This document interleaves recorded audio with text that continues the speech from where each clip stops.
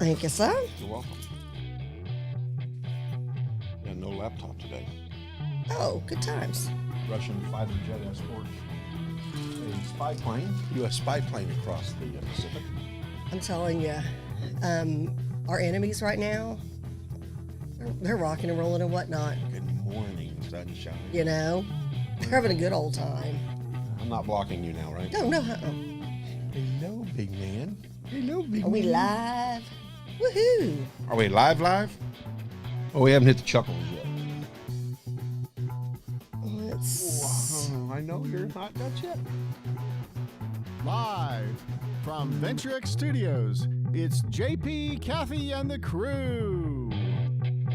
Morning to you, the crew. Woo! The crew. Okay. Do I feel like this is like super loud today or super echoey? It's super echoey. Am I kind of loud? You're a little bit loud. Okay, nobody answered that question because we all know the answer.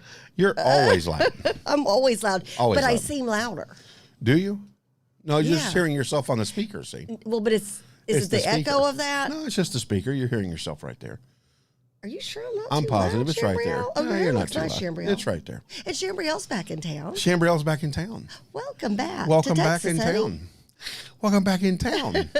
And we have a guess new what? prop. Well, not prop. He's part of the crew. Now, I will say this. I will not be able to get on the chat and chat with anybody because my laptop I left at home. Wah, wah. And is this a new laptop? Because the other laptop crashed the other day. It fixed. You're kidding me. No, my dad fixed it. Oh, well, of course. Yeah. Stan the man. Yeah. The comedian. And Computer Man. And Computer Man. And Computer Man. He's his own Geek Squad. He's his own Geek Squad. So, super excited. Great show for you today. A lot of Freaky Friday. A lot of politics today. We haven't really been able to talk about national politics. So, there'll be some of that talked about today as well. And then I'm going to open up a box and do a reveal. No, I'm not. That's Chuck's I thing. think the reveal's already done. The reveal's already done. That is not a baby Yoda in that car seat. It is not Grogu. I don't even know. I guess I got to go this way. So Carter can say hi. There he is. Look at there. There's Carter. Say hello. Say hello to Carter. So you might be wondering, is that a real baby or does JP have an animatronics baby? Hi to everybody. That would be a real Hi baby. to the crew. This was my that a big Easter. yawn. This is my Easter blessing. Yes. I mean, Huge out of blessing. nowhere. And I Huge haven't blessing. told hardly anybody because I'm still trying to gain the wheels on the truck here, kind of a deal. Yep. But never been a big fan of adoption. Let me just say that right off the bat, right? And why? Because I experienced in court so many kids that were adopted, either from Russia or China. I'm not saying they're not great kids. I'm not saying that there's not a heart for adoption for people. Oh, yeah, because I've got God bless them. lots of friends who have adopted, Yeah. and they have amazing families. God bless them. I just have not ever been a big fan because, I mean, the kids I'm dealing with are pulling up the fireplace pokers and beating their fathers over the back, or taking a knife and cutting their moms, or, I mean, crazy stuff. Yeah, but you kind of got a skewed view of it because you were in court, so you only saw the negative side of everything. I mean, biological parents, adopted parents, guardians, all of that kind of a thing. So, never thought that would happen. And so I get a call the Thursday before Easter. Yes. So right before Good Friday from my dear friend, Mary Safi.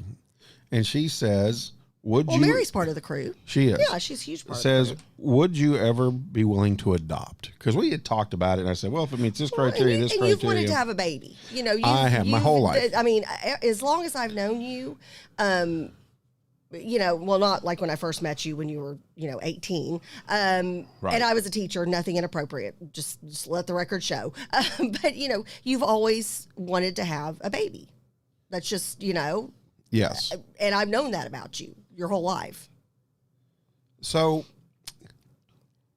I was asked, would you be willing to foster a child with the opportunity to adopt? Because the mom is not ever going to be able to be a mommy, with a huge explanation. And of course I was like, I need to think on that. That's a big left curve, right hand turn, Clyde kind of thing, right? Right. It's a lifetime commitment. Well, and not that you already had, you had plans to have a baby at some point. Correct. Yeah.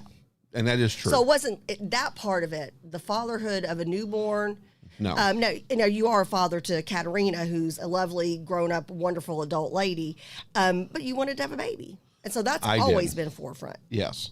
And so I had my baby, Katerina. I got her when she was 6.5. Right.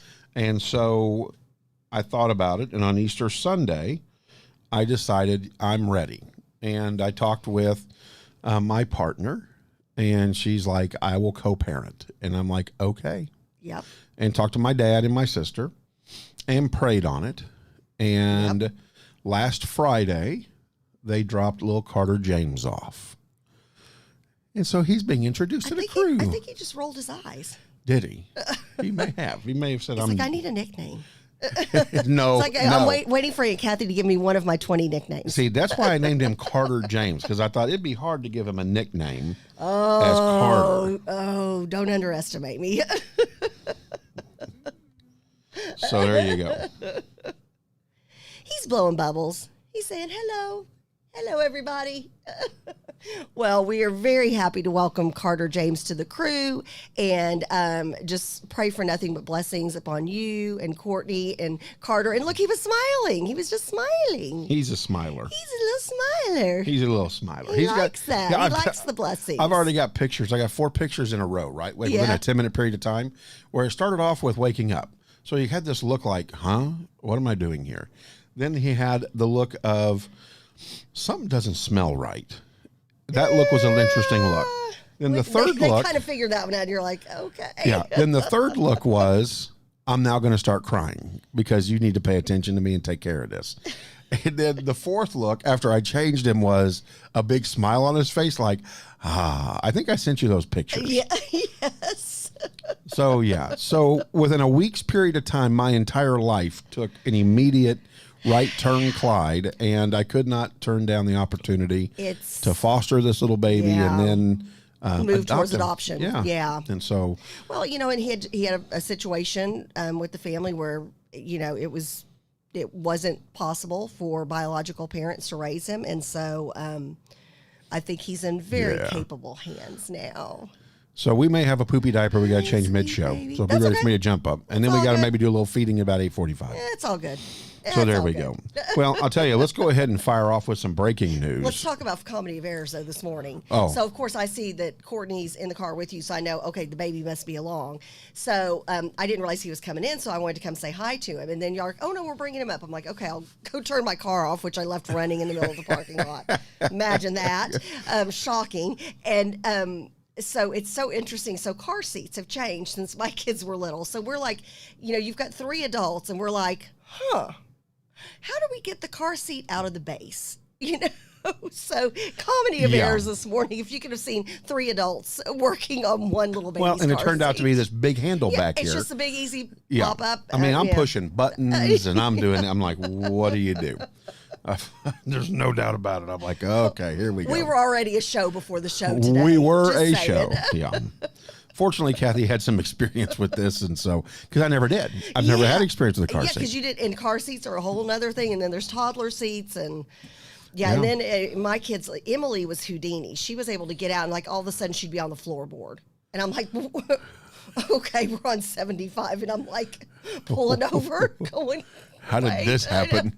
And then CJ wondered why until he was like 15. No, not 15, but about 12. He's like, why is my door always locked even when you unlock the car doors? And I'm like, because you had an inclination to open the car door while we were still going 20, 30 miles an hour. Yeah. So he had like a child safety lock on his side of the car until he was like 12.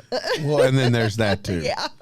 Well, the adventure begins, that's for sure. Yes. The lifelong commitment and the adventure begins.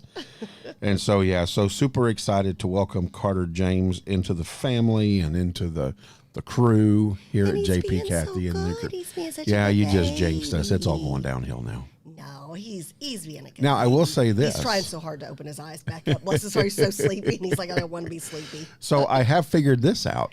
So when we received him, we were told, he's only sleeping 2-3 hours a night. Yeah. I'm like, you're not doing that right. A little bourbon in his milk takes care of that. What? Just kidding. Wait. Bourbon and Benadryl, look at Chabrielle's eyes get real big. She's like, what? Say what? No. So he's got a little acid reflux. And so with his midnight bottle feeding, I put in his Gas X. Yeah. Into his milk, right? Yep. And so then he drinks all that down. And he slept the first night 4 hours and 22 minutes. Which is a long time for a newborn. Because he's, what, a month old? He was Little born over a March month old? 5th. Okay, yep. Yeah. So about 6 weeks old now. Yeah. Yep. That's a long time to sleep for a baby. And then yesterday he was a bit of a fussy bucket. He wouldn't eat more than like 2 ounces at a time. And so he didn't sleep very good last night, or night before last, about 3.5, 4 hours. So, and I say that, but I guess that's the average. But then last night he slept till the alarm. And that's like, first of all, you wake up as a parent, when that happens, you wake up panicked. And you're just like, well, I woke up every hour and a half, checked on him anyway. I was going to say, yeah. Or if you're like me, you slept with the hand right. on their chest to make sure it was still rising and falling correctly. But that's like, then all of a sudden you're like, wait a second. It's normal time to get up. Yeah. This is good. Yeah. So at 6:05, my alarm goes off. Lee D said, JP, did I miss something? He'll call you after the show. I'll call you after the show. Well, it's been a week. I mean, again, my week, it has been actually a week today. Well, tonight, because he got dropped off in the evening. Right. And again, this was not on the agenda. If you'd have told me Wednesday that I was going to get that call on Thursday and then wake up on Easter Sunday and say, this is God's blessing for me. Oh, I think Friday you sent me a picture and I was like, oh, whose little baby is that? And you're like, I think mine. And I'm like, yeah. Like, are you messing with me? Not messing with you. Is this a prank? Yeah, not a prank. So super excited. So, and of course, Carter's helped me out because now it's time for JP's kitchen to go on fire. So love it. No more pizza and no more Starbucks. There you go. There you go. Starbucks is like, wait, what? Yeah. No, Just don't be water. that. No. So. Oh. But we do have breaking news this morning. We want to talk about Indianapolis. Yeah, unfortunately. So I'm prompting you. You go right ahead. Yeah, unfortunately, oh my gosh, we're asking the crew to please pray for those in Indianapolis. At least 8 dead, JP, multiple injuries in a shooting at a FedEx facility. Indianapolis police said that at least 8 people were shot and killed at a FedEx facility near the airport Thursday night, and multiple others have injuries. The alleged shooter also died from a self-inflicted gunshot wound. Indianapolis Metropolitan Police Department spokesperson Janae Cook says during an early morning news conference, at least 4 people were hospitalized, including 1 person with critical injuries. 2 others were treated at the scene and released. No law enforcement officers were injured. And this is a quote, "We will have multiple people with injuries consistent with gunshot wounds," police said during a preliminary news conference after 1 a.m. Eastern Time. Officers responded to a report of shots fired around 11 p.m. Eastern Time and found an active shooter on the scene. This is just, and they're taking the words right out of my mouth. I'm heartbroken by the mass shooting at the FedEx facility here in Indianapolis and praying for all affected by this tragedy, he wrote. "I am communicating with local authorities to get all details of the attack, and my office stands ready to help everyone affected in any way that we can." And this is Representative Andre Carson out of Indiana, who represents the district, and she tweeted that earlier. Interstate 70 has reopened after being closed in both directions near the scene. Indiana State Police Public Information Officer John Perrine reported on Twitter just before 1 a.m. Eastern Time. So this is heartbreaking. I mean, this is heartbreaking. Well, so, the sad truth of it is people were, as the ones that survived, yes, were coming out, police were asking and emergency crews were asking, did you see anybody die? They're like, we don't know. We just know we saw some bodies laying there lifeless. And they didn't know. And so we don't know. Mm-hmm. And so to be asked that question as you come out of a traumatic experience anyways. Already, yeah. The shooter took his own life. Yep. So, yep, self-inflicted gun. And I wonder, we're going to go back, and this is something we talk about on the show on a regular basis. We're actually getting ready to fire up as its own segment, the mental health moment. I'm wondering if this is some type of a mental health breakdown. I'm wondering if this is some type of depression. I'm wondering if this is, was this person, let go? Did they have hours shortened? Was there a financial issue? during this pandemic, you know, obviously the physical issues that go with COVID are one thing, but I'm telling you, my goodness, the mental health impact, and we haven't even seen the tip of the iceberg, JP. We haven't, and it touches everyone, young and old. Young as old, you know, as young as 7. You're hearing people, you know, just in Cook Hospital in Fort Worth. Was it last week? I think we reported that children as young as 7 were attempting suicide. Right, and cutting and self-injury. Something's gone horribly wrong, and so we have got to address this, and we've got to be preemptive, and if you and again, and I won't, as a matter of fact, I'll send you the number to put up, but the national hotline, lifeline for suicide, we'll put that back up on our feed.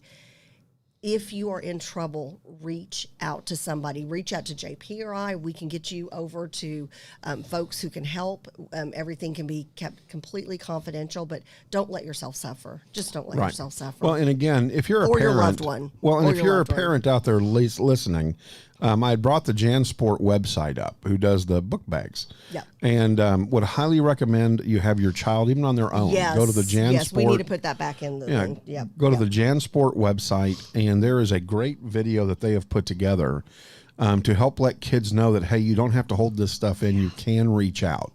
And this is how you reach out and let people know how you're feeling. And so would highly recommend that if, you know, whether you have a child or not that you think's on the brink, go to the JanSport website, and it's very short, but I think it's pretty heavy on being able to let your kiddos know it is okay to have this conversation. So as details come out in Indianapolis, we'll keep you informed as well, as best as we can. I'm sure I would imagine by Monday there will be some type of assessment of, you know, what was this, a mental illness? Was this a breakdown? What was the case? Prior employer? Yeah, or, something, you know. Yeah. Yep. So anyway, so our prayers go out to the folks in Indianapolis and the FedEx family as well. So what else is coming to the United States? How about this? How about you step outside your door in the eastern United States, and all you see is a blank sheet coming at your home? What could that be? Well, they're calling it the Brood X. That's what they're called. What? Say have what? Have I heard of this? I don't know. Have you ever heard of a cicada? Yes. They're coming. Okay. Oh. And they are going to be even worse than they were in 2004. Oh. They're calling it Brood X is what they're calling it. So it's got its own name because it's such a big old group of them coming? Yes. Oh, my daughter's going to freak out. Yes. She can't stand, and you know that sound? Yeah. Oh. Well, the eastern United States is going to get them first. And I'll tell you, you got to be careful because you might squish one or two. They're saying that billions of cicadas will soon appear in the biggest emergence event since 2004 on the eastern seaboard.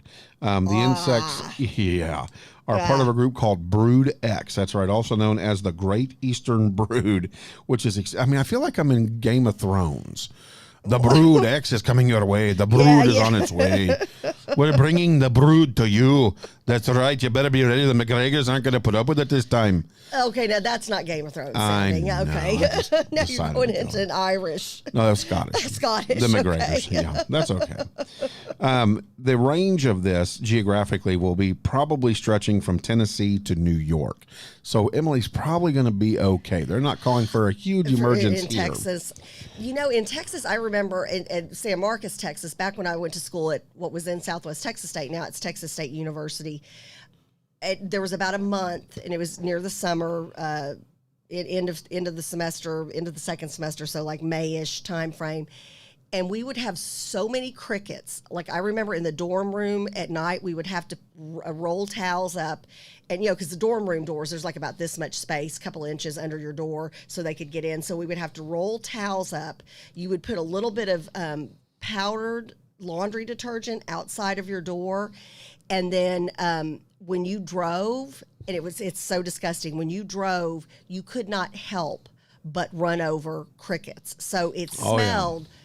The whole campus and all San Marcos would smell like dead cricket guts, and you would just see tire marks because they were everywhere. And then being on drill team, we would be out performing, you know, we would be doing a parade or whatever, and they would literally be leaping on us. It was, oh my gosh, it was Yeah, I still have issues with like post-traumatic stress with crickets. I see one and I'm like, they're coming. All of them. All of them are coming. So these little guys have been laying down in the ground, tunneling and eating and tunneling for 17 years.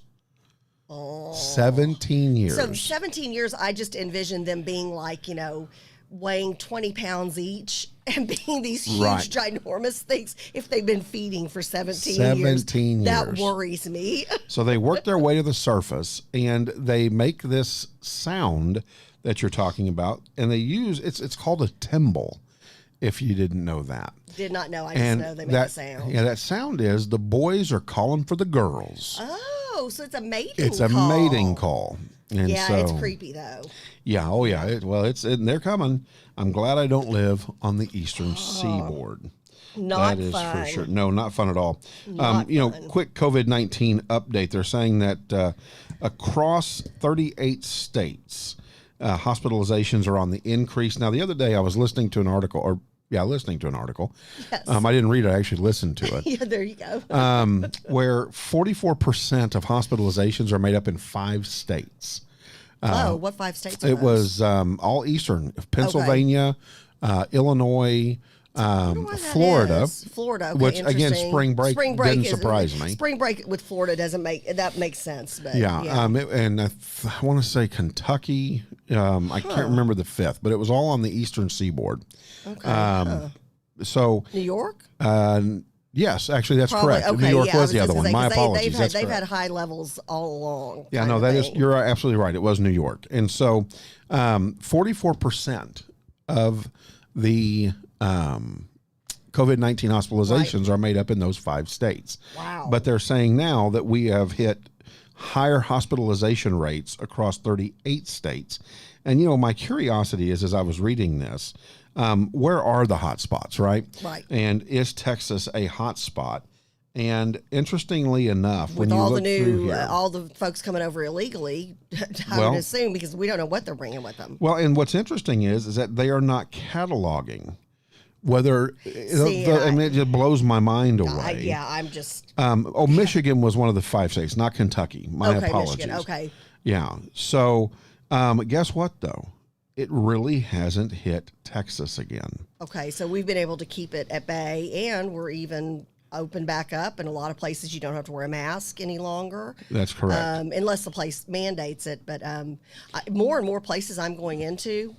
Well, they're not even saying anything. Well, it's just you can wear a mask if you want. You don't have to wear one. They don't have the sign on the door anymore. I went into like a convenience store at a gas station the other day. Yeah. And everybody was kind of like, hey, you don't have to wear a mask in there anymore. The guy who's the manager was like, no, it's all good. So some of the states, just to give you an idea in case you're traveling to them, Michigan, of course, is one of them.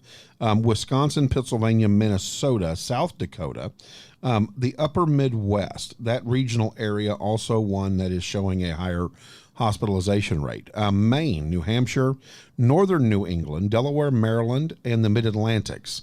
Also Arizona, Colorado, and Nevada in the Mountain West region, Oregon, Washington in the Pacific Northwest region. And in fact, they're saying that in Seattle, that this is a quote, in a nutshell, the increasing trend is concerning. COVID-19 is clearly alive and well, said Jeffrey S. Dushin, the health officer for Seattle and King County. He says it's causing a large number of illnesses in young and middle-aged adults right now. So in the Deep South, they're saying the exception, of course, is Florida and Georgia in recent days. They, in fact, have seen sharp decreases in COVID-19. And since the winter wave ended, numbers in West Texas and the Great Plains have improved. In fact, we know that Texas has improved dramatically because our hospitalizations are below 7%. Exactly. Yeah, they are down. And a number, I saw something on the news last night, a number of people who are coming in that they consider it COVID related. It's a large number of people who have received the Johnson & Johnson vaccine, which has now been paused. And we'll be talking more about the new updates with vaccines with Dr. Clothier on Monday. But people coming in, no fever, nothing, no reaction from the shot. They're nervous that they may be one of the people who has a blood clot. So they're coming in proactively saying, right, scan me, do whatever you have to do to see if I've got a blood clot.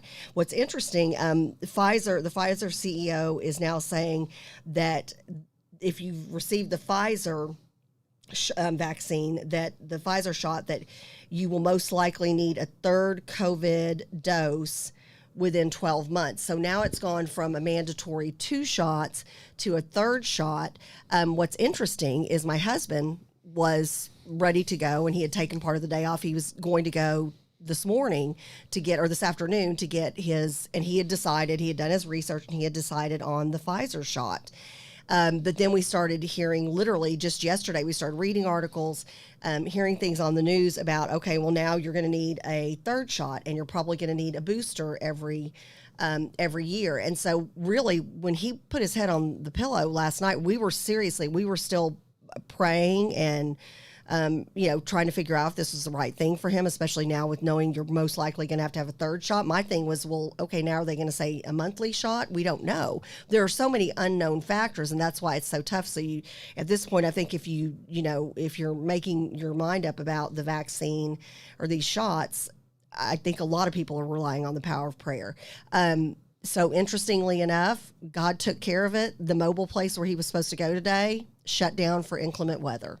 And I said, well, that gives you, more time to determine what you want to do.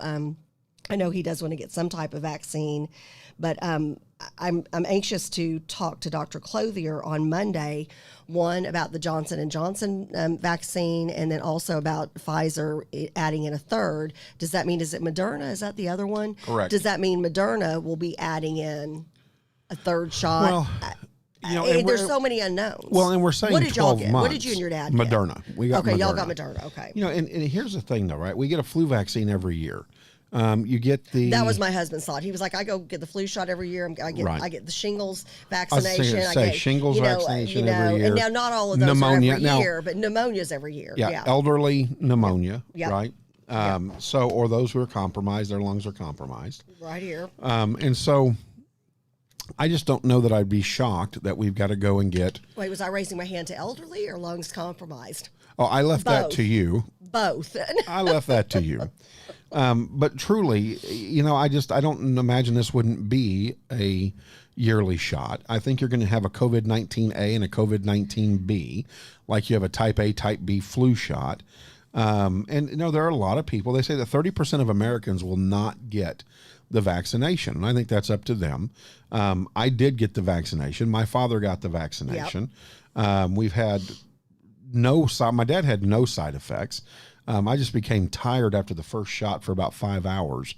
And I mean, not just tired, but like my whole body was like, you have no energy left. So anyways, it's up to you. If you get it, you get it. And I think that's fine. It's a personal choice. If you don't, you don't. And I think that's a personal choice as well. It is. And to me, I'm not passing judgment one way or the other on people. If they are getting it, if they're not getting it, that's your choice. Kind of like the mask and things of that nature. I think everybody knows how to best take care of you and yours, and leave it up to that person. I don't want to see mask shaming. I've heard about right. A girlfriend of mine was in the store the other day, and somebody was blasting somebody for not wearing a mask, and then it turned around. Another person started blasting the person for the other person wearing a mask. Haven't we all been through enough? If you and I'm going to go back to what like my mom taught me, if you can't say anything nice, don't say anything at all. And then Lee D mentioned that the flu will put you in the hospital as well. Absolutely. And usually and here's the thing. It's what comes with COVID or what comes with the flu. And I know this, whenever I get the flu, I end up with either bronchitis or pneumonia. And my concern is eventually one of these times that pneumonia is going to kick me into the hospital with the flu. Same thing could happen with COVID. So yes, Lee, we're unfortunately very aware of the fact that the flu can put you in the hospital as well. So yeah. Well, and that's funny here? over there. Straw shamed. Yeah, that's the thing. So Starbucks doesn't want to give a straw out. I noticed that the other day when I went and got CJ and I waters. They have the kind of coffee cup. Well, you suck through the Doodaddy now, McJagger, right? Which I still don't like. I like to stick a straw in that. Well, is that why the girl rolled her eyes at me when I said, "Can I have 2 straws?" Absolutely. And Courtney is the same way. And they were behind the counter, so I'm like, well, I can't reach for it because they're behind the plexiglass. And so I'm like, "Can I get some straws?" And she ignored me at first. That's what it is then. Yes. And then she was like, well, I went on Starbucks website. Interesting. And I filed a complaint. And I said, if you are so afraid of hurting the environment and turtles, because supposedly their concern is environmental, right? Right. I said, we're not buying ocean. What's that? We're not buying ocean we're not, here in North no. Texas, just FYI. But there is a company that is making straws that are made from plants. And are they that kind that you put no, in? That's the paper. No, that's paper. Yeah, No. Those are nasty. No. You know what I'm talking about. I do. Those are nasty. I do. But no, they come apart in your mouth. Yeah, I don't drink from those. I get a regular straw. Yeah. Restaurants that offer those, they offer regular straws too. I get a regular straw. I want a plastic straw, yeah. No, this is a plant-based straw. So it's the impossible straw. Very much so. And it doesn't dissolve when you're using it. That's a man who loves his impossible burgers. But in all truthfulness, it doesn't dissolve while you're drinking it. It's like a plastic straw, and it's completely environmentally biodegradable. Okay. And it's good, right? So I filed a complaint with Starbucks, and I said, you know something? I said, I pay $4 and some change for a drink, and then your employees. And you guys, you and Courtney order from there. Oh, y'all do to go from Courtney there. does a ton of that stuff. Yeah, I mean, so and it's not strawberry just acai is her thing. Yes, and those are wonderful, by the way, the refreshers. But y'all always and she orders like a breakfast with it, or oatmeal, or a muffin or something like that. So they're getting a lot of money off y'all if they check your app. No, a ton of money. Yeah. So. And I use the app so they know how much I'm spending. Yes. So what's funny they know you should be nice to me. Yes. So I complained about the employees. I said, this has not just been at one Starbucks, it's been at many Starbucks. Right. Where I'm looked at like I'm a turtle killer. And I said, and I don't appreciate that. I said, first of all, I think your coffee tastes burnt anyways. So I'm not a fan of your coffee, but I love your caramel apple cider. I had to put that in there, just a little side note. A Starbucks coffee gives me heartburn. Yeah, it's horrible. Even the blonde, even the one that's the light one. Now I dig all their other drink. I like the refresher. Well, I like the teas and stuff like that. Hey, when you've got no voice. What was that? That medicine ball you and I used to do when we did 6 a.m. radio. Anytime we had sinus issues, man, we were medicine balling it up, and that is phenomenal. Yes. But yeah, the coffee, like the coffee here at Venture X, which, by the way, broadcasting live from Venture X studio here in Frisco, Texas, in the rain. Their coffee's wonderful up here. I don't get heartburn. Yeah, it's a master chef type of coffee. Yes, whatever it is, it's so good. But Starbucks, I'm with you on that. Even if you put a bunch of stuff in it, which I'm not one to put a bunch of stuff in my coffee.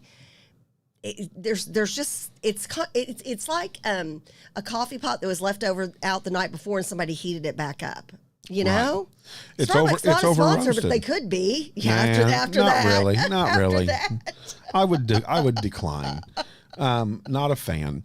But again, they're shaming over straws. That's ridiculous. I have that happens. Yeah, I have to ask for a straw almost every time.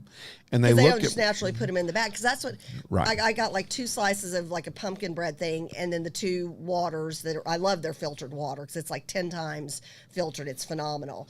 And usually, and so I looked in the bag immediately to see if the straws were there, and they weren't. That's interesting. I did not put 2 and 2 together until now. So that's a thing now. They're not, unless you ask, and then if you ask, you get shamed. And Gail said, well, then why do they even have them there? Well, again, no, I go to this. So I filed the complaint. Yep. I sent over a suggestion that they get environmentally conscious straws, right? And that way you eliminate your worry about handing straws out. Right. You know what the response was? Well, we appreciate your input, but at this time we're going to stay with the current straws that we have.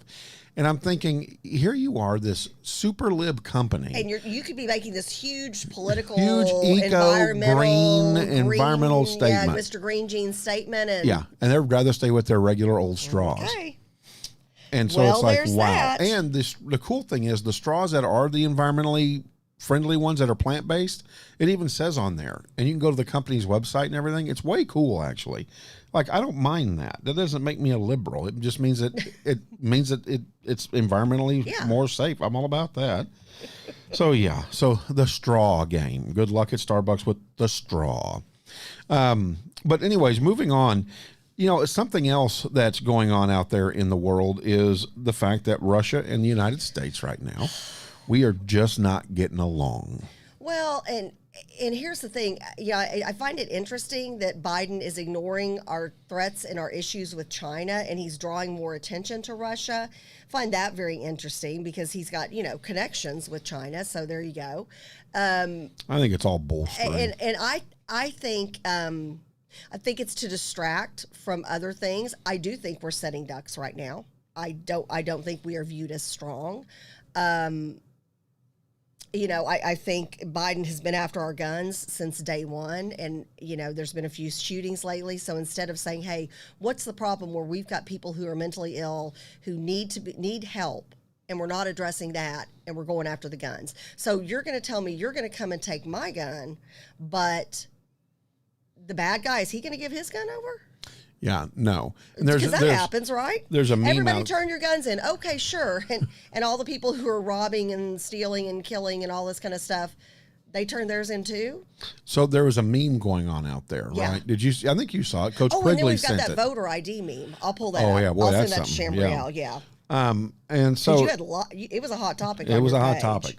So I think Coach Quigley shared it with both of us. And what it says is that if you're going to take away constitutional care, or take away our constitutional amendment to have a gun, why don't you do a test run and start taking them from criminals first? Oh, yes, I saw that yesterday. I misspelled. I love that. And he's right. Yeah, he's absolutely right. Yep. Before we go to voter news, Chambriel, I sent you a email through our JPK Broadcasting. And if I can get you to throw that up on the screen, let's throw a little wacky news in the middle of it, by the way. How about this? Groom goes to the wrong wedding venue and nearly marries a stranger. How do you not? Don't in you have Indonesia. rehearsal? Don't you have rehearsal at the Evidently venue? not. The Indonesian groom arrived at the wrong address with his wedding party after a GPS mix-up. No. Oh, yes. This is a real thing. No. Yeah, go on down. It's hilarious. The GPS took him to a home. And so on April 4th, the groom, whose identity, of course, we're not disclosing, he used Google Maps to get to their venue and ended up going to the wrong place. Here's what's funny. You ready for this? There was a family at the home. Right. At an already engagement party with photographer and everything in hand. So it kind of looked legit, like it could have been something he did. Yes. It's funny. The groom's entourage shook hands with the family, exchanged offerings, and they took what they thought were their seats. Oh. Yeah. Keep scrolling down. This gets better. This gets better. Yeah. It was not clear to the group that a mishap had occurred since the groom's guests assumed the attendees were already there, were family members of the bride. Too fast, way too fast. Holy cow. Meanwhile, the woman's family assumed the new arrivals were family members of the fiance. So everybody, because you don't know, right? You show up at a wedding, nobody really knows everybody, right? Well, but for the intimate, immediate people, you would think. Well, but here's the fun part. The fiance for the party was late to the event. Oh, so she's thinking runaway groom. Yeah. Oh, my God. How about that? Wow. So the mistake was finally discovered. The groom and his wedding party promptly exited the home with their offerings in tow. The groom said that the shared location point stopped near my house, told the Indonesian news outlet. Sometimes the internet can shift if it's not smooth. How about that? So there's that. And Chambriel, I've emailed you the image about the voter ID. Wow. Yeah. How fun is that? That's a story to tell your grandkids. Oh, goodness gracious, yes. I mean, you end up at the wrong place. Wow. Yeah, that happened. Just saying. So good times. There's some wacky news for you to get you started on Freaky Friday. And we've got more coming, of course, but yeah, just couldn't leave that alone. Oh, and going back, and we'll talk about this more. I think, are we going to have James Seller? I think he's going to be on next week. Yes, we'll have him on next week. So we can talk more about the Second Amendment. But hot off the presses from RPT Chairman Alan West. He said SREC Legislative Priorities Chair Jill Glover and SREC Constitutional Carry Subcommittee Chair Stephen Stanley laud our grassroots for making their voices heard in our state capitol with the passage of HB 1927 out of House Committee. So this is constitutional carry. What I've heard, it is passed out of the House. Before it goes to the Senate, it will have one more hearing on the House floor with a few changes, and then it will be off to the Senate. So very exciting for the state of Texas. And I would imagine the NRA is just thrilled to be coming to a place where people's ability to protect themselves and their family and their property is respected. Absolutely. Well, we'll see. We'll see what the federal government does. Executive order Jumpin' Joe Bradley there. And, okay. So Jumpin' Joe, car wreck Joe. Wait, you got to write all these down. I'll write them all down. Yeah, because like I said, by the end of his first 6 months, you're gonna have 25 nicknames for him. Not good nicknames, not like the fun, nice nicknames we were talking about earlier in the show. Yeah, not fun nicknames. No, not at all. Okay, so check this out, and I've got to hear what was said on your page. Well, and again though, so the biggest overall comment, I posted this on my page because I like to get things jumping and cause controversy. Now, here's what's interesting. Several of my friends chastised me. How dare me use a meme to try to talk about something so incredibly important? Well, this wasn't meant as a funny thing necessarily. It was just like, it was kind of ironic. Like, I mean, seriously. Okay, so here are the things, and let me pull this back up, and I'm going to read through this. This is where, and I got this from Desiree Brown, who is the former Collin County Wire president. She got it from Kat Parks, who is the current vice chairman of the Republican Party of Texas. And it says, activities where requiring a photo ID is apparently not racist. To purchase alcohol, purchase cigarettes, and even purchasing alcohol. Like I got a bottle of wine the other night, and and I'm 54 and I had to show my ID, so you still, it's just a thing. You have to show an ID, open a bank account, apply for food stamps, apply for welfare, apply for Medicaid, apply for Social Security, apply for a job, apply for unemployment, rent a house, buy a house, apply for a mortgage, drive a car, rent a car, buy a car, get on an airplane, get married, purchase a gun, adopt a pet, rent a hotel room, apply for a hunting license, apply for a fishing license, buy a cell phone, visit a casino, get a prescription, hold a rally or protest, donate your blood, or buy an M or mature rated video game. So all those things, and we don't even think twice about it. Heck, when you go to the doctor, every time, I go to the doctor or one of my kids goes, like when Emily's no longer underage, she shows her ID. But for CJ, I still have to show my ID because he's underage, and I'm the adult. Now, do you have to show an ID to get a prescription? I don't. Yeah, it depends on what the prescription is. Oh, if it's a narcotic, yes. Yes. I mean, like if it's for a Xanax or a sleeping pill or some kind of psychotic, yes, you do. So I've never got any of those. So I don't know. And here's the thing. So, but again, do any of these come across as racist? Or is it just kind of like, heck, at Blockbuster Video back in the day. Right. You had to show an ID, and when you went to, rent your movie, Be Kind and Rewind. Remember that? Oh yeah, Be Kind and Rewind. Be Kind and Rewind. But then when it is racist, when voting, a voter ID, when they're saying to go and vote, which is such a precious right that we have, right, is racist. I don't understand why. And here's what do people say on your feed? Well, here's what's interesting, right? So I've got several lawyers. We're going back and forth. Right. Teachers, we're going back and forth, right? And it's interesting because a family member goes, why does it have to be liberals that think this way? And I said, your leadership has taken this up. Right. So the Democratic leadership on the national level, local level, has taken up the idea that having to show a ID is a liberal. Carter's on our side. He's a conservative. Is a liberal notion that you shouldn't have to show an ID, and conservatives believe that having to have a voting ID is not a bad thing at all, and that you should have to show your ID so that we have people that are voting that are legitimate voters and not people who aren't supposed to be voting, right? Right. So I said, so your leadership has kind of determined that, and so that's why I say liberal friends. because my conservative friends believe you should have to be able to show an ID. It shouldn't be a big deal. Well, if anything, it's as much to protect my rights as a voter than anybody else. I don't want somebody coming into going, oh, there's that girl on Facebook. She always votes all the time. I'm going to go vote the first day, and I'm going to say I'm Kathy Partridge Ward. Right. Okay. Well, you know what? No, then I come in and they're like, you've already voted. Yeah. I mean, well, so here's what's interesting. You. I had several people say that, well, there's no voter fraud in Texas. It's been determined by the Attorney General. Well, that's not true. I've sat at polling places.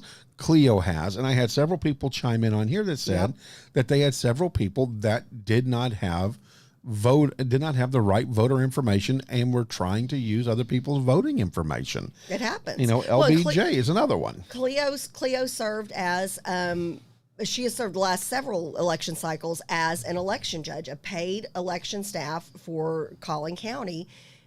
You see it. Our judges and our alternate judges and our clerks see it on a regular basis. So here's what's interesting. Out there. So here are some of the responses I got, and I got a bunch. First one was, the point of the Constitution is to limit the right of a government to impose its will on the people by giving the people most of the rights. I'm always frustrated when someone say we should give the government more control over us, especially in the place where citizens exercise the most control over our government. The government is limited by the Constitution. The people are not. Liberal democracy, democratic system of government in which individual rights and freedoms are officially recognized and protected, and the exercise of political power is limited by the rule of law. Right. And so his argument is that government's overreaching at this point, right. And that we need to limit government. Okay. And so it makes it a liberal notion to ask for voter ID. Okay, interesting. Okay, but everything was civil on your side. Everybody was civil. Which I'm glad to hear. I'll debate all day long why I think you should show an ID when you vote. And we even tightened last session. We tightened voter ID laws, and we tightened down, having to prove that it's you when you go to vote. And voting actually increased in the state of Texas. So right. It didn't suppress anything. Dr. D, he chimed in, and Dr. Darrigan said they should all require an ID. And then, of course, I had several. Interesting, and he's more liberal leaning. He's moderate. Yeah. He's a Republican, but he's moderate. Yeah. Let's see. Is he? Yeah. Oh, yeah. He votes Republican. Well, I know he voted against. Well, he voted against. Well, yeah, but I mean, a lot of but a lot of Republicans voted against Donald Trump. He's not a fan. Mike Button said that proving citizenship is quite literally constitutional. Or Ruth said that to Mike, and then Mike came back with, Ruth, then a birth certificate or a naturalization card should work. Read again about what I said about voter registration cards. The one big thing, so I'm not going to read all the comments, there's tons of them. The one big message was, this is a much more complicated issue than you're making it, John. This oversimplifies it. And I said, why? Yeah. Why does it oversimplify? I said, why can't we, and I'll tell you why here in a second, why can't we just simply address voter ID? And another friend of mine came up with a great solution. But why can't we just talk about voter ID? Well, I'll tell you why. Because politicians want to start hanging ornaments on the Christmas tree and adding all these different they light up the bills. Right. That's called lighting it up like a Christmas tree at the end. Right. Especially at the end of session, you have a bajillion things that get added, and you're like, wait, that has nothing to do with voter ID. Right. So then they start adding, polls can't do this or election judges can't do that. Just make it a voter ID bill. A paragraph can resolve the issue, right? And so two attorneys told me, John, you're oversimplifying this. I hate that you used a meme for this. I think this oversimplifies it. And I'm like, it doesn't. I said, if nothing else, this meme gets everybody talking. And the idea is to increase the ideas in the marketplace. And if a meme does that, then that's a great tool. Why would we want to suppress that? Number one, because people use memes for everything. Well, they're saying nowadays. This is too serious of a notion, because again, it reflects back to Georgia and what they've done, right? But again, it's not necessarily. That's how you interpret it, because when I saw this, I didn't interpret it as something funny. I thought, the irony that nobody complains about showing an ID for cigarettes or booze, but they get mad when you have to show it for voting. Right. So that's interesting how different people kind of put a personal feeling to it. So one of the big ones was you've oversimplified a complicated process. And I'm like, I really haven't. I said, and I kept asking both of these guys this question. Can you tell me why it's bad to ask somebody to show ID when they vote? Yep. Can you at least tell me why the idea is bad? Yes. And nobody could address. No. So one attorney buddy of mine, who I love his family, sends me an article about. But you love his family, not him. No, I love him too. Sends me an article about Georgia and how the ID is already required. So I went through and I read what the state of Georgia requires. The new law? No, old law. Old law. Okay. Old law. Okay. And I said, go back and reread it. I said, you missed the point where it said what is acceptable for identification. I said, you're saying that they require a picture ID already to get a voter registration card, and you have to bring it with you to the polls. I said, that's not what it says. What it says is you can bring a utility bill, you can bring a lease agreement, you can bring all kinds of other sorts of ID other than a picture ID.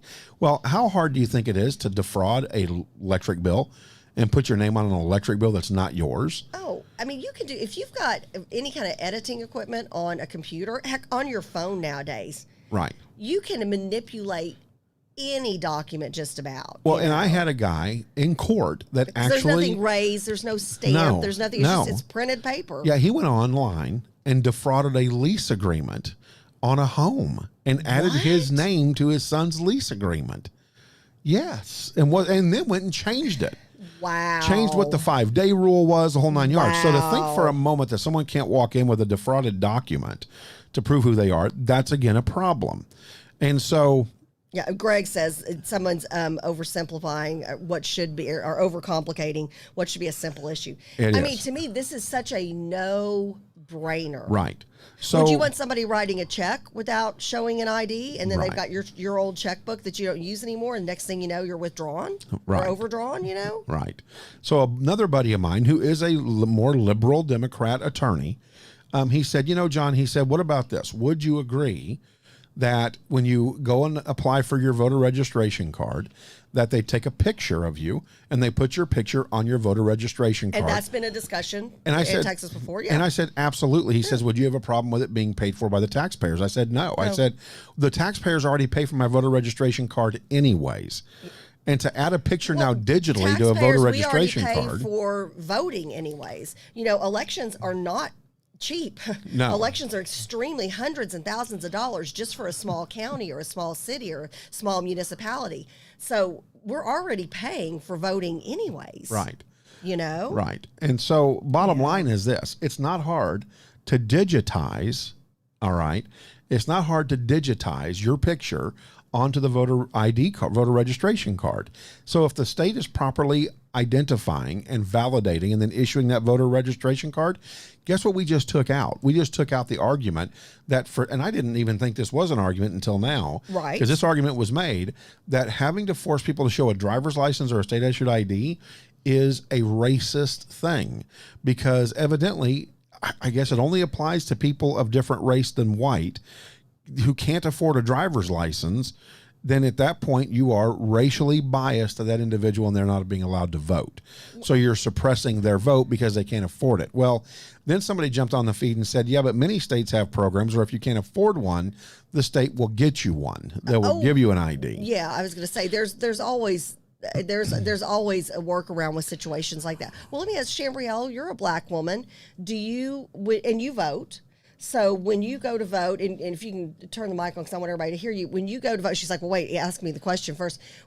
Do you have a problem with showing your ID to prove that you are indeed the person who you say you are when you go to vote? Do you have a problem with showing a picture ID when you go to vote? Like personally, or like, do I have any personally first? Personally, do you have a problem with it? Oh, no. Okay. And she's a young voter. She's young, involved, educated on the issues. Now, and as a black woman, can you see the racial argument side of it? Yeah. Okay. Well, and help enlighten us.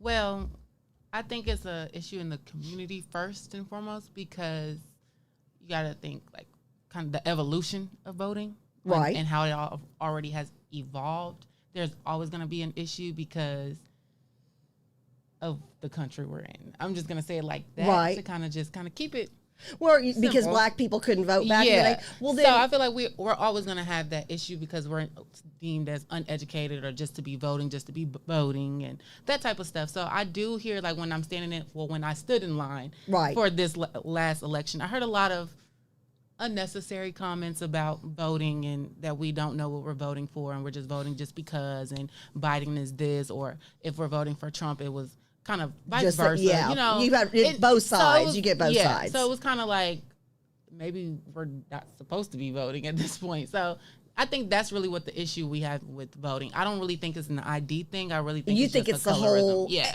and I can see where you're, because there is so much negative out there. So I see that. You're saying going in personally as a black woman, you're like, here's my ID. It's me, already, kind of a thing. So before you see my ID, I'm the issue. Well, and then I wonder. So then it's interesting that you say in the black community you still feel that way, because women. Let's talk about it. Women, we were the last ones to the party to be able to vote, to the table to be able to vote. It's just been 100 short years that we've been able to vote, and I don't know that. Well, you're as a young woman, do you feel collectively that people look at you like you still shouldn't be able to vote because you're a female?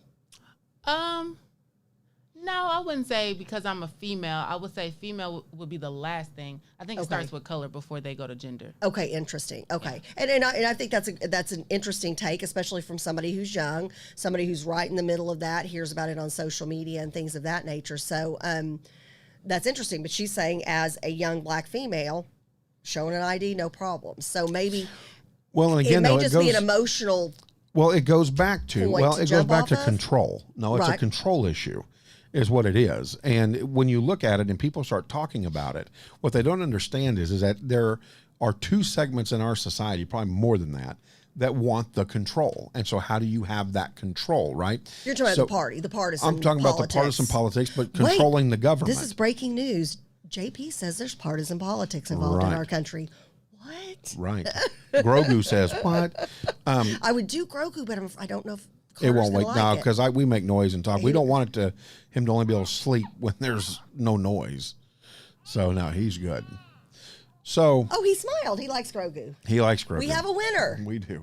So the he truth, seriously did smile. I believe you. So the truth of it is that it comes down to control. I'll give you an example. In Georgia, they were talking about taking away Sunday as a day to vote to try to save on money and save on personnel. Oh, so they had Sunday as a day of voting already? Yes, they already had it. Okay. And so we do in Texas as well. Correct. Yeah. They said the black ministers raised their arms and said, "How dare you?" Oh, I did hear about this. This is a racist move because and they also they were saying it was a holy day, so why are we voting on Sundays? Right. You know, but the government's saying, but there may be people who want to vote after church or something of that nature. You're already out usually on a Sunday, so you know. The black churches in that Atlanta area said that you're targeting black people and it's racist because you know that we load our buses up and we take our people down to the polls on Sundays after church. And I'm thinking, no, that's not just a black thing. Like white churches, if there's such a thing, because the churches I go to have a lot of people from different backgrounds, cultures, and races. They load up the buses and they go to the voting polls as well, because I've watched them do it. Because take Prestonwood Baptist Church, for example. Well, they do. They get up and they'll say voter registration drives. Right, and they'll say now, not partisan, but they do voter registration drives. So they engage their parishioners. Yes. By saying we don't support one over another, but here are your candidates. Right. And so, and then they go vote. And so it's like, I don't know how I get that. What it really comes down to is this. And again, Sam, I agree with you. Let's simplify the issue. Quit complicating it. This bill should be one paragraph. Pictures that have been validated on voter registration cards through a form of ID by the elections department should be good. And I would accept that as a picture ID on a voter card. Now, can you defraud the voter card? Sure. You can defraud a driver's license. You could go to, back in the day, you could go to Vicon Village and get a fake driver's license. I remember those days. Right. I think my brother was a 64-year-old man from Pakistan or something like that. Yeah. Yeah, at one point. Yeah. I mean, so you can do it if you want to get a fake ID. So, but now it's harder to to mess with your driver's license or an ID. It's really tough to replicate those. That's why you don't see the Vicon Village folks popping up imitating those. Or it's hard to replicate passports now. There's just certain documents are still kind of sacred, for lack of another term to use. That's why when you go to use, like you said, a lease agreement or, your water bill or your electric bill, too easy to copy. Yeah. I mean, and it's not just a picture ID on right now. To copy. Now, here's the fun part. So what happens if you don't look like your picture? Right. That's funny. Now, the All-Star game gets moved out of Atlanta. Yep. They are saying that $100 million economic impact on the city of Atlanta. People are devastated. Well, and guess what? The minority business owners, which make 55% of downtown Atlanta, are the ones being hit the hardest. So congratulations, Major League Baseball. I am glad for taking money out of the pockets of people in the community who were literally banking on that money. Right. And then they move it from Georgia to Colorado. Now, how about that? Colorado has stricter voting laws than Georgia does. And one of my friends asked me, well, give me an example. That's not true. Well, first of all, how about this? There are fewer early voting days in Colorado than there is in Georgia. And now. They have not changed that. Now, I don't know if there are legislators who are talking about changing that, but that's not a thing right now. Right. That's not being discussed. Right. So yeah. Oh, we had a good burp. Ooh, we like burps. We do like burps. So, bottom line is, before you start talking, make sure you do a little research, and my buddies did, and I can appreciate everybody on that feed because everybody respected everybody and had good discourse. And so the meme did what it was supposed to do. We'll take that all day long. Couple of fun events coming up this weekend. Tomorrow we've got the Plano Music and Arts Festival at Myers Park and Event Center. In Mckinney. That's from 11 a.m. to 9 p.m. Then in Frisco, right here in our own backyard, the Downtown Fever Band, and that's here off of Preston Road. It's a band. And I've got to find out what this is about. McKinney Christmas Festival, and that's Saturday and Sunday in McKinney. It looks like it's on the square. That's fun. I wonder if they're selling like Christmas decorations and whatnot. I don't know. How much fun is that? I don't have time for any of that anymore. So, no, I know your life just became not your own. That's for sure. For sure. Before we go, and I know we're running a little over, if you'll put on the screen real quick the article I sent you through JPK Broadcasting, Maxine Waters snaps at Jim Jordan. As we were having such a nice day. As the COVID hearings were going on with Fauci. And it erupts into a shouting match between Jordan and Fauci. And Maxine Waters tells Jim Jordan to shut your mouth. Wow. Yeah. Can we play this video? Can we make it where people can hear that or no? Because this is pretty interesting stuff. And then before we leave, if we can put the suicide lifeline number, that should be in our email. And he just asks a series of direct questions. Right. And so because he asked questions, she got mad? Direct questions. Like he was very direct. He got to it. I appreciate direct questions. I do too. So let's see if we can hear this real quick. So it wasn't like, what's your favorite color? What's your spirit animal? Right. Yeah. Right. So, but this is an interesting hearing. Again, he asks Fauci very direct questions, and that's it. Are we able to get sound? Get settings. When there we is go. the time? When do Americans get their freedom back? Can you put your microphone on, please? Sorry. So Representative Jordan saying, when do Americans get their freedom back to Fauci? Enough that it is not a really high threat. What is low enough? Give me a number. What I mean, we had 15 days to slow the spread, turned into 1 year of lost liberty. What metrics, what measures, what has to happen before Americans get their freedoms back? My message, Congressman Jordan, is to get as many people vaccinated as quickly as we possibly can, to get the level of infection in this country low, that it is no longer a threat. That is when. And I believe when that happens, you will see. What determines when? I'm sorry. What measure? I mean, are we just going to continue this forever? Jim Jordan, by the way, from Ohio. When do we get to the point? What measure, what standard, what objective outcome do we have to reach before Americans get their liberty and freedoms back? You know, you're indicating liberty and freedom. I look at it as a public health measure to prevent people from dying and going to the hospital. You don't think Americans' liberties have been threatened the last year, Dr. Fauci? They've been assaulted. Their liberties have. I don't look at this as a liberty thing, Congressman Jordan. Well, that's I look at obvious. this as a public health thing. But I disagree with you on that. You think the Constitution is suspended during a virus, during a pandemic? It's certainly not. This will end for sure when we get the level of infection very low. It is now at such a high level. But it's not, though. Of major surge. Dr. Fauci, over the last year, Americans' First Amendment rights have been completely attacked. Are we able to put Go this to on the church, main your right to screen assemble, your so right it goes to out to petition the your feed? government, freedom of the press, freedom of speech have all been assaulted. There we go. I mean, for a year now, Americans haven't been able to go to church. Even today, when they go to church, they're limited in the size of worshipers who can meet. Yes. Your right to assemble? Oh, my goodness. We had a curfew last fall in Ohio. You had to be in your home at 10. In Pennsylvania, you had to be in your home. When you're in your home, you had to wear a mask. In Vermont, when you're in your home, you didn't have to wear a mask, Dr. Fauci, because you weren't allowed to have people over to your house. Yeah, Congressman Jordan. Your ability to petition your government Well- for a year, American citizens haven't been able to come to their capital to petition their government, to talk to their representatives, and freedom of the press. These very pictures that Representative Scalise just showed you and talked about, guess what? The press isn't allowed in those facilities. The press is not, the Biden administration will not let the press in there. And certainly freedom of speech. I mean, governor of our third largest state meets with physicians, and that video is censored because they dare to disagree with Dr. Fauci. So I just want to know, when do Americans get their First Amendment liberties back?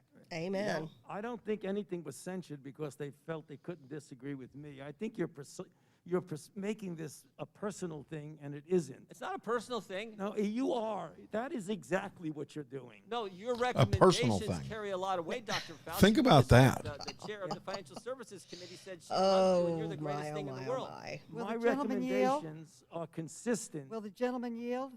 No, it's my Now, time. could I answer the question, please?